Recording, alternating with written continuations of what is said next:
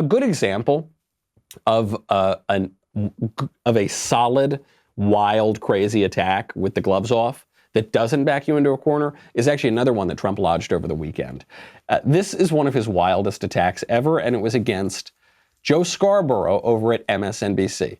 President Trump tweets out this comment about Joe Scarborough. This was in response to a tweet that said, Trump calls for investigation into Joe Scarborough for the murder of a staffer in 2001. More on that in a moment. Trump tweets out, quote, a blow to her head, body found under his desk, left Congress suddenly, big topic of discussion in Florida. And he's a nut job with bad ratings. Keep digging. Use forensic geniuses. You madman. You are accusing your political opponent of murder.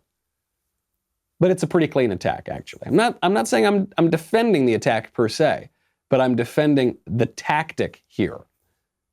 Because Joe Scarborough every day goes out on television, even to the 3 people who watch it, and accuses Trump of all sorts of crazy things.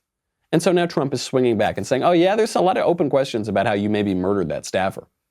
I'm not saying that there's evidence that he murdered the staffer. Here's the story. May 2001.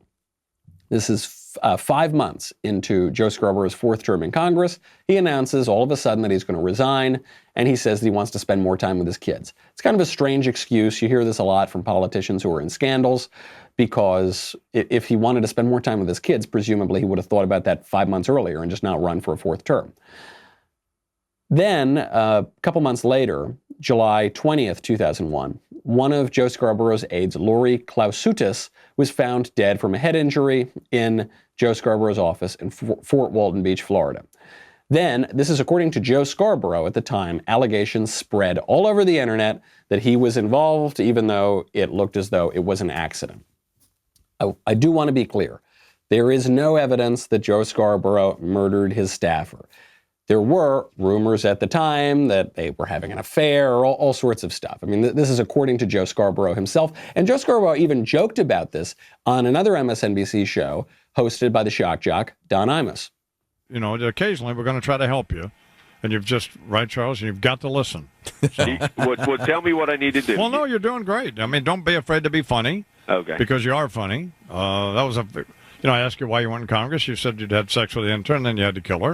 Exactly. I mean, that's pretty risky to say. What are you going to do? So it could be, you can be very good. I mean, I actually like Keith Olbermann, and I like Matthews, and it could work out for you. Well, it's going to be a good lineup. And the guys at NBC and women at NBC, looks like they're going to stick with us.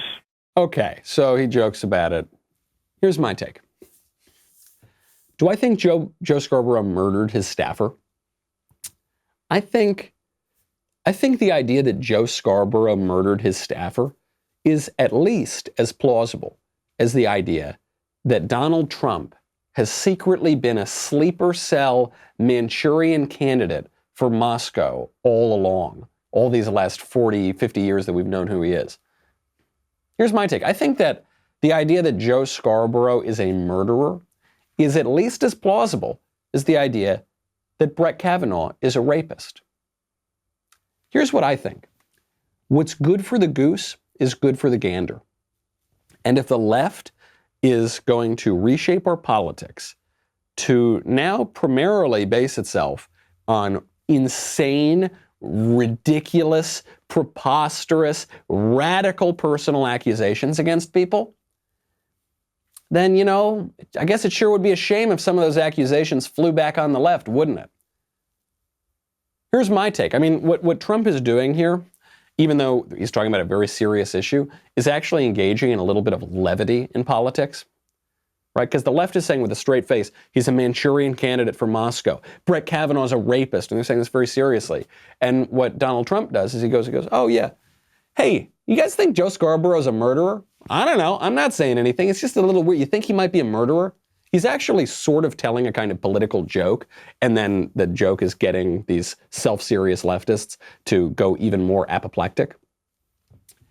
I think that levity is okay in a time where people are way too self-serious in politics, and where one side gets to level outrageous accusations, but then the minute the other side does anything even remotely resembling that, it's a national disgrace.